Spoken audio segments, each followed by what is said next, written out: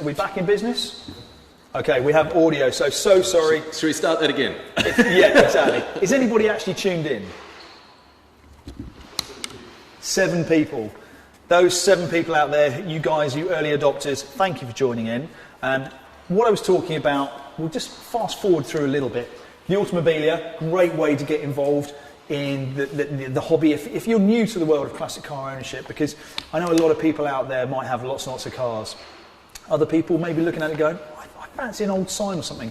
Real simple way to get involved. Some really lovely items coming up. I personally, I'm not going to tell you, there's something on this pile here, on this selection, this display, that I really like the look of, which I will probably put a bid on myself. So I'm not going to tell you which one it is, but hopefully you've got your own favourites. All the details of the upcoming classic car sale are available online. AngliaCarAuctions.co.uk. AngliaCarAuctions.co.uk. We are based in the UK. You can register to bid anywhere in the world. It'd be great if you actually did the bidding wherever you were in the world rather than randomly. I'm confusing myself now. AngliaCarAuctions.co.uk. Register to bid well in advance.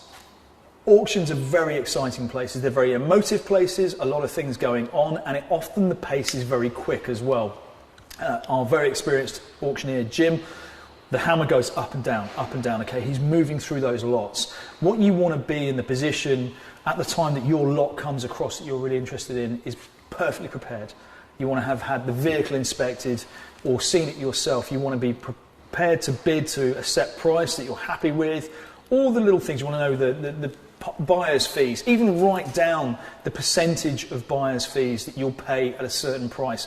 All these things settle your mind and put you in a much stronger position to be able to bid clearly and concisely, and then ultimately win what you want as well. And the excitement, right? You don't want to be worrying about details. You want to be there going through and winning your items. So I've got 10 cars to show you. There are a whole load more cars. I think we had nearly 400 lots, or over 400 lots, come through the last sale at the end of August. So this is a tiny snippet of the vehicles that you're going to see come through the sale on the 7th and 8th of November. So let's kick it off. So we've got some lovely signs over the back there and some Automobilia. A couple of things here just sat on the sidelines which we're not going to talk about right now. Series 1 Land Rover, right? Over the last few years, 2015, 2016, the Land Rover went out of production. The Defender, this is obviously not a Defender, this is a Series 1. I think this one is, I'm just going to grab my crib sheet out. This is live. I've been passed this information today and I would not try and remember it all. This is a 51, this is an 80 Series 1 soft top. Talking to Guy, who commissions a lot of the vehicles into these sales, classic car specialist here at Anglia Car Auctions. He made a very good point to me when talking about this car.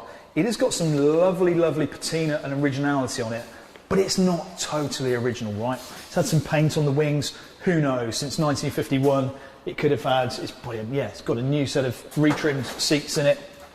Looking inside, how Spartan and basic is it? This is the utilitarian appeal of these early Land Rovers. Is they strip away all the modernity that we're encumbered with, the electric windows, the air conditioning, the 28 different speaker systems and all this sort of stuff. You get in one of these, bumble around the countryside or the city, and your life becomes a much simpler, happier place.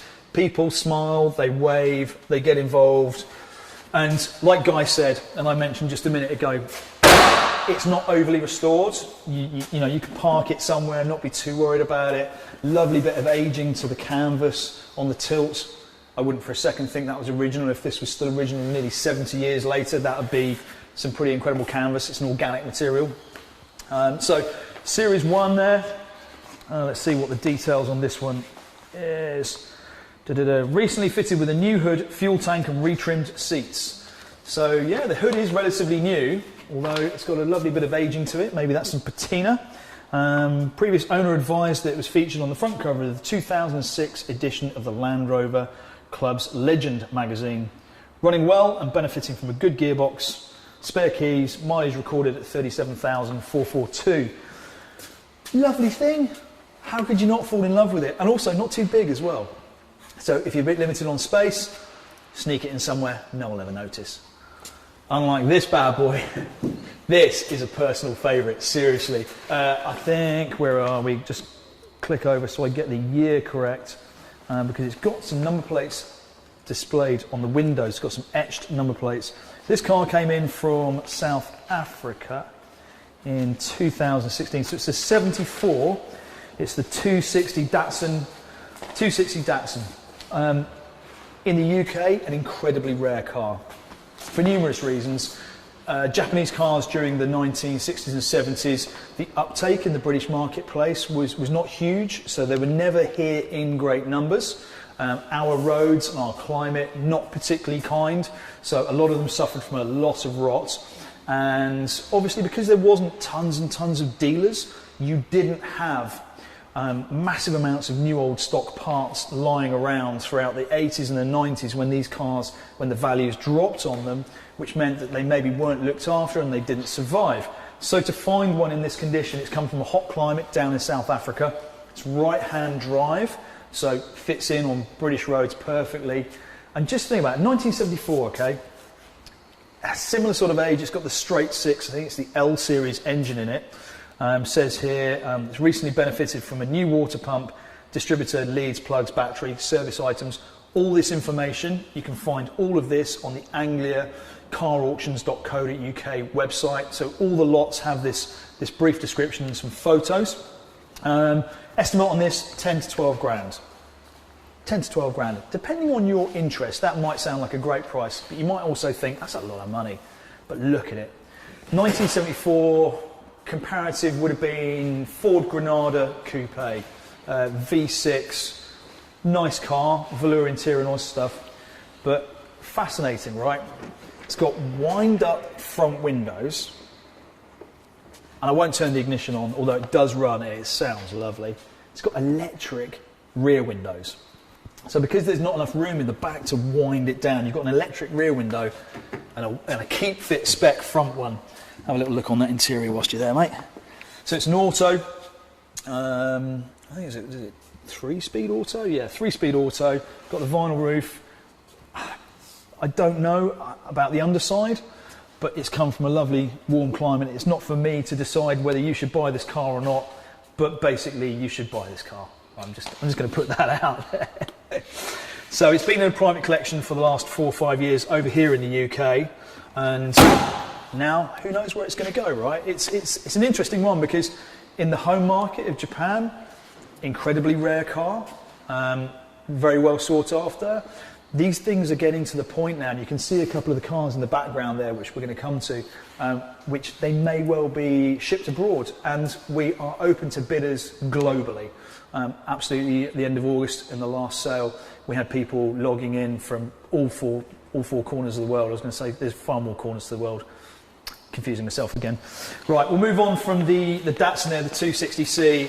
That is possibly one of my favourites, although we are going to come to something else which I'm really happy about. Opel Manta, again, another car that you used to see all the time, right? The cars you want when you're 15 years old, when you're 40, you end up buying them because that's when you've got maybe a little bit of disposable cash to have something. Very rare, the GTE, it's the exclusive. It's a coupe, it's not a hatchback. So it's got this this lovely C-pillar. It's not got the big. I liked the hatch, but for me it made the back of the car look a bit big and heavy. And I've also liked the spoiler that you used to get on the exclusive line. Again, I'm not an Opel aficionado, so apologies if I'm getting a couple of things wrong. But it's got these gorgeous Recaro seats with the red piping there. And I think I've done this before. And if you were here for the sale at the end of August and you watched our live stream at all, you'll know that, like a lot of classic car owners, I like smelling cars.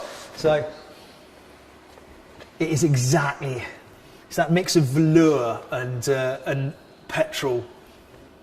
Oh, it's got an Irmscher steering wheel as well. I hadn't seen that before, so I believe that's probably aftermarket. Could have been a dealer fitted option.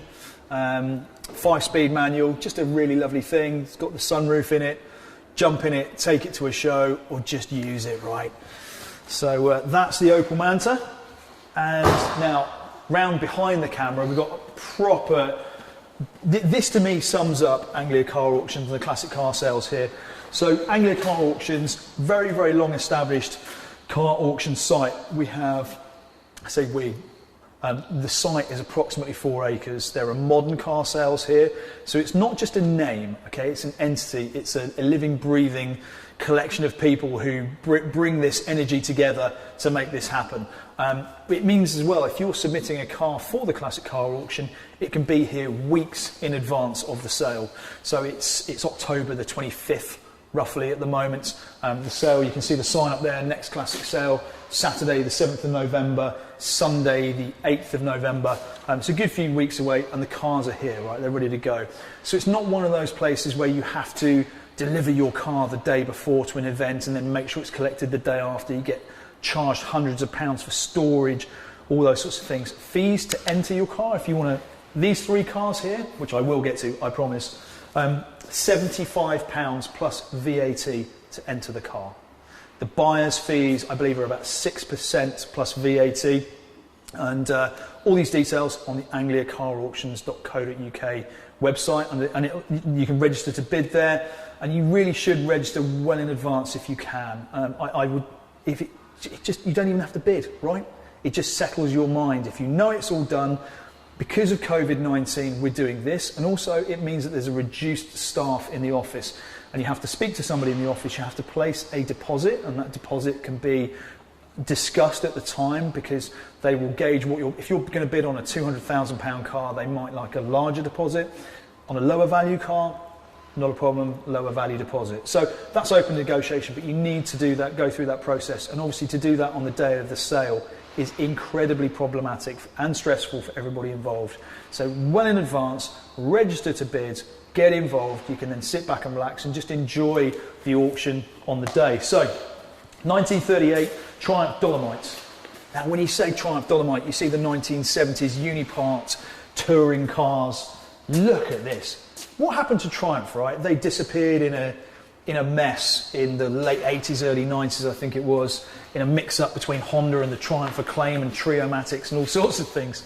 But this is a wonderfully elegant, beautiful car. It's got this incredible sort of waterfall grille. This particular one has come back in from New Zealand, I think it is, where it's been until quite recently, the last year or two. Huge English car culture in New Zealand for obvious reasons, and beautifully cared. And the colour is deceptive. I don't know if you can quite make it out what the lighting's like here, but it's a lovely, rich, solid green. It's got a heavy tone of grey in it. I'm a big fan. Very, very elegant. And also, from a classic car perspective, it's not an obvious choice. It's not the sort of, it's not a old MG. It's not an old Riley. It's just something a bit more, dare I say it, discerning. It's got an element of the longer lines of a Jaguar or a Daimler of a similar era. So really, really beautiful car, and those solid alloy spun wheel trims. So there you go, 2 litre, 6-cylinder, overhead valve, a 4-speed manual gearbox, twin SUs on it, so it's going to go along pretty well. Leaf spring suspension, front and rear. Just a really, really, really nice thing. Last owner's had it since 1986. And was responsible for the restoration. Now, also a car that's been with the seller since the mid-80s, so since 1984, is this 1970 Plymouth Roadrunner Superbird. Superbird in the UK. Now this is a real weird one for me, right? Because I've been to the States quite a bit and I've seen a lot of the classic car scene over there, and you don't even really see these in America. So to find one in Kings Lynn at Anglia Car Auctions is something really, really properly special. Like I say, it was owned since, where is it? UK registered in 1976, so it came over here very early in its life, and it's clearly been very well looked after. In my opinion, it looks to be in great condition, obviously subject to your own inspections. So many unique features on these vehicles which really made them stand out. They were based, I think they were homologated for use in NASCAR in America, hence this huge rear wing. I was watching something recently about the difference in the profile of the wings. Each car was handmade, I think, so these are all different, or there's certain body parts. There's so much history just in this one car. And it's been sat in the UK since 1984. The car's been had. It's for sale due to a bereavement, so I don't know the full story. I believe they've had it running, but Now, it's not going to be driven across through the blocks because obviously you've got transmission, all sorts of things to be considered, and this is potentially a very valuable car. But come and take a look inside. So it's got the bench seats, it's not got factory bucket seats in it. And you can just see there's a Hurst shifter, Hurst floor shifter down in there. I'm not sure if the Hurst floor shifter is original. It's I think it's a pistol grip it's referred to. And it's got this wonderful little Beat Beat Roadrunner logo in the centre of the steering wheel there, just to remind you exactly what you're driving in case you hadn't figured it out. And hilariously, right, now that modern Clios and Fiestas and all these other little cars are running around on 18s, this is running on 14-inch steel wheels, rally wheels. So incredible thing, ostentatious, gregarious. It's got this very, if it's staying in the UK, because it's had a lot of interest, it's the kind of car that could end up going back to America or anywhere in the world, given the climate we live in at the moment, and the fact that you watching this could be anywhere in the world. This number plate, you can only have certain configurations within the UK, but Plymouth Roadrunner 440, pretty cool thing if it's staying on English soil. Next up, so again, buyer's premium is 6% plus VAT. So the hammer price, so what happens is this car has cost £75 UK pounds plus VAT to enter into this sale. At the end of the sale, hammer goes down, it sells for £10. Amazing. You add 6% plus at 6% plus VAT to the final price, and that's what you pay for it. So 6% of £10 is 60 pence, so £10.60 plus VAT, which currently is 20% in the UK. That's what you pay for the car. Next up, real interesting one. I think the Triumph Dolomite that we spoke about just earlier on was from New Zealand. This also, I believe, is from New Zealand. 1970, Austin 1800 Ute / panel van. Now, Noddy, who's wielding the camera at the moment, is from New Zealand. He remembers these things. I've been to New Zealand. Again, that huge British car culture going on there. The land crab, as it was kind of known all over the world. In the Australian and New Zealand markets, you could buy it as a utility vehicle, so a pickup truck. And we believe this one is being converted into the panel van, that it never was supplied as a panel van. So this body section has been added, but as you can see, that's just the tip of the modification iceberg. Got these big, are these 17s or 18s on it? 17s, 205 40 17s. The show wheels, they're a little bit like the American racing torque thrusts. Looks to be on standard brakes, real deep candy green paint, retrimmed interior, and you've got this huge load area in the back. So if you're in the market for an advertising vehicle, maybe you need a trade vehicle for your company, something you can park up and people are really going to, you've got a coffee shop, you've got a florist's, anything, right? You're going to go out and spend 25 grand plus VAT on a transit van, or estimate on this 15 to 17. I know where my money would rather be going. So really cool thing. It's really going to stand out when you're going to see another one. And that's where the story for you can start, okay? Because you're creating this new sense of history with something which has been halfway around the world, been loved by someone else. The project commenced in 2006, took 3 years to complete, and bearing in mind as well, because it was completed in Australia or New Zealand, I think, let's see if it's got any tags on it. So was it Australia or New Zealand? Got to be careful. So New South Wales. So it was in Australia. In Australia, there are incredibly stringent regulations on the vehicle testing of modified vehicles. So if a vehicle has been modified in Australia or New Zealand and has been roadworthy, I cannot verify the roadworthiness of anything. Okay, that's not what I'm here to do. That's up for you to decide yourselves. But it's been done to an exemplary standard just to pass those tests to get it on the road.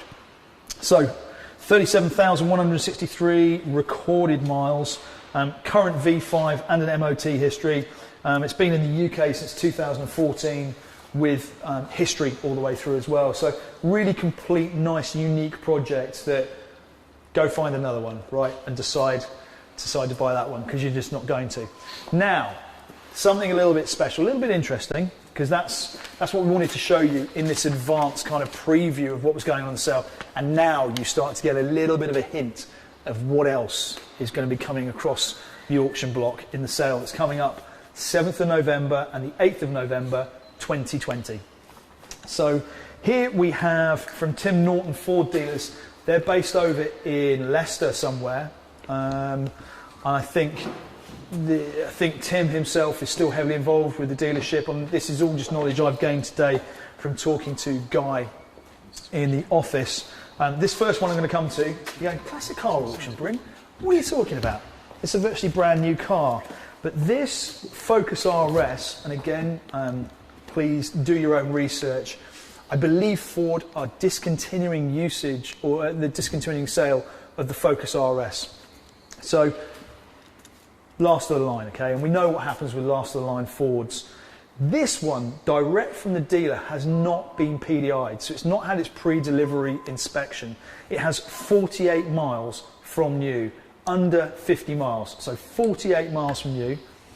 And when I say it hasn't had its PDI, it means it hasn't had its delivery tags or stickers or anything like that taken off it. So normally if you buy a new car from a dealer, it goes to the dealer, they'll remove all these little telltale stickers and pieces of tape that come on it from the transporter, all those sorts of things, the covers off the seats, right? That everything is still here. This is essentially a brand new, unregistered 2018, finished in magnetic grey, in its delivery state, with the balance of the manufacturer's warranty still valid. Because it's never been registered, the warranty starts when it gets registered, presumably. So that's really cool. Finished in charcoal and ebony leather, Shell Dynamica on the interior. Delivery paperwork, full specification, 2 keys, owner's handbook, service book, front and rear number plates. The registration number. So it has got a registration number. So forgive me, I got that wrong. That's me not reading forward and just getting really excited about stuff. But it is registered, and we have the registration number to hand as well. So really cool car. Alongside it from the same collection, and this is all from Tim Norton Ford dealers, who Anglia Car Auctions have worked with for many years. We're going to go this way first because that's the next piece of paper I've got in my hand here.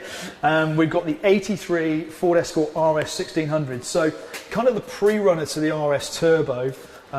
83, so I'm of a certain age now that this still looks like a relatively modern car, but I was going to say it's 27 years old. It's 37 years old, which is an incredible statistic for me to try and take in. Really gorgeous thing. It's got these Shield, are they Recaros or Shield seats? Shield as in SCHEEL. If you're listening in and if you know for sure, please feel free to comment. So finished in Ford black, it's been subject to an incredible no expense spared bare shell restoration by Tim Norton. So Tim Norton, actually a dealer. Only 246 miles have been covered since the engine rebuilds.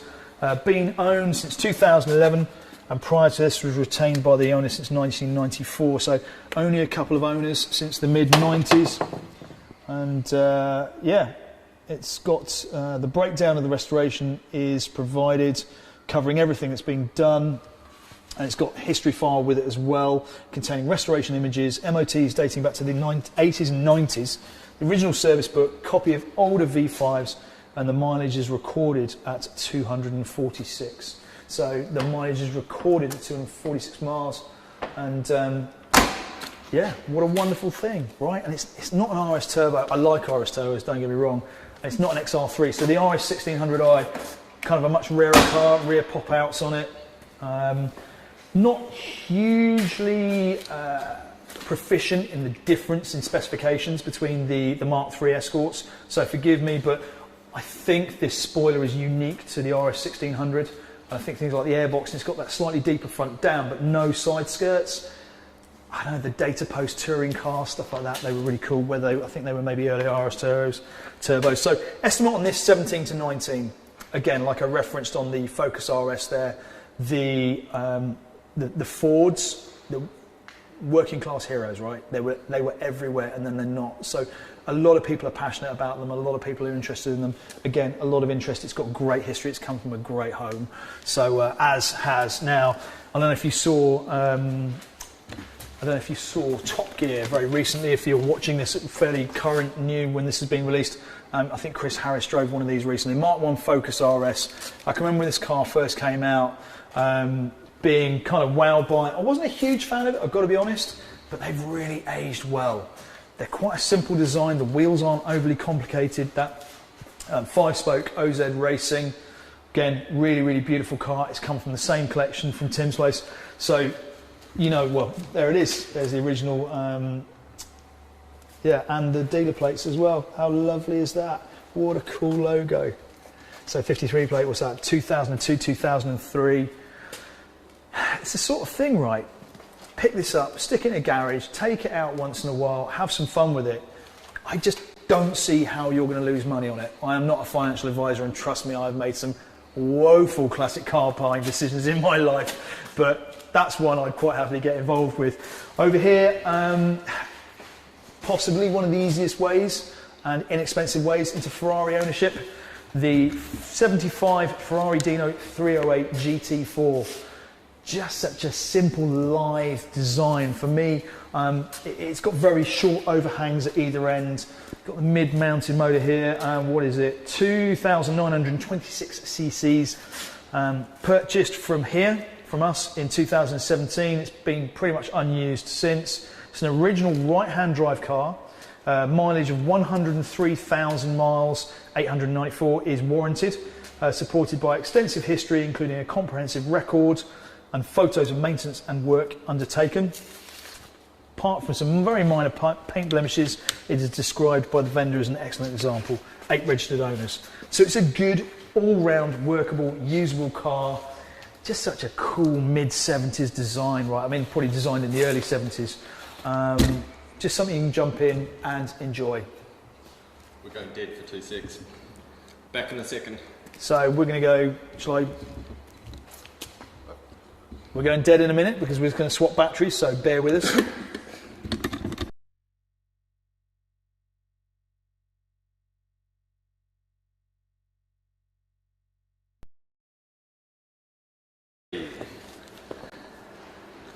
Sorry about that. We just had to swap the battery out there. As it happens, I'm not running out of batteries, but there we go. Give you that one. Right then. So back to the Ferrari. I don't know if you missed the end of that. 8 registered owners. I think it's it's not an obvious Ferrari design, right? The early 308s. GT4, so if you've got a couple of younger kids, you can get them in the back. And look at this interior. Come on round here. Wonderful sort of off-white. It's almost, I guess it's an ivory. It's not quite cream. Got that real lovely, how you describe that sort of quilted. There we go. I'm going to nod from Noddy on the camera. Quilted is the good word.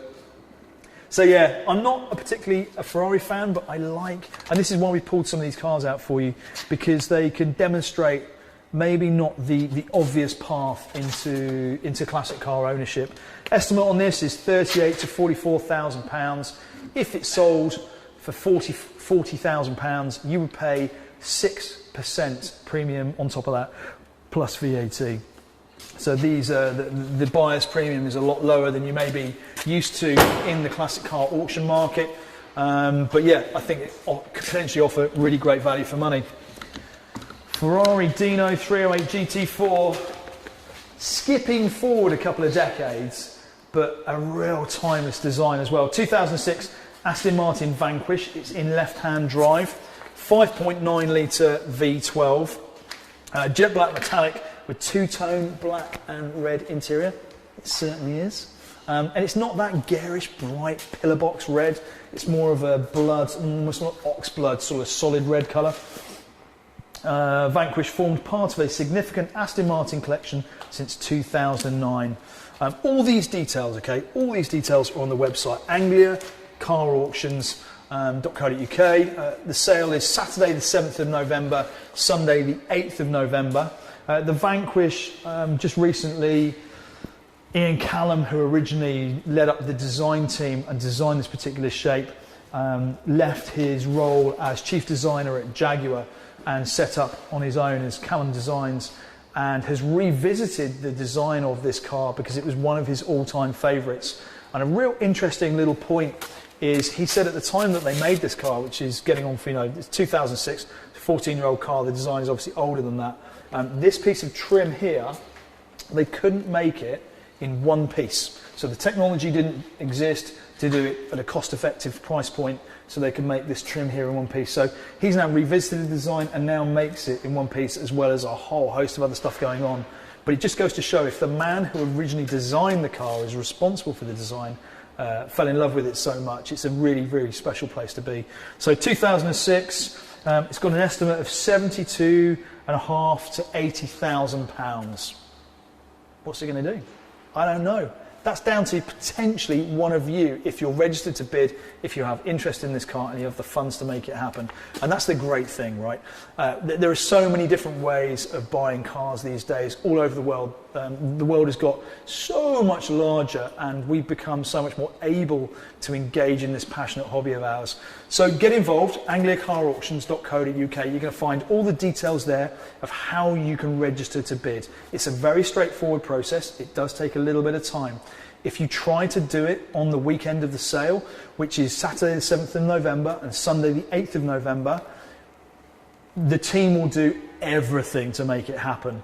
But you have to understand it might be problematic. So if you even have a slightest inkling that you might want to buy something or might want to look at the price of something, get involved, get registered, put your deposit down. You don't have to bid, but at least you can, and that's the main thing.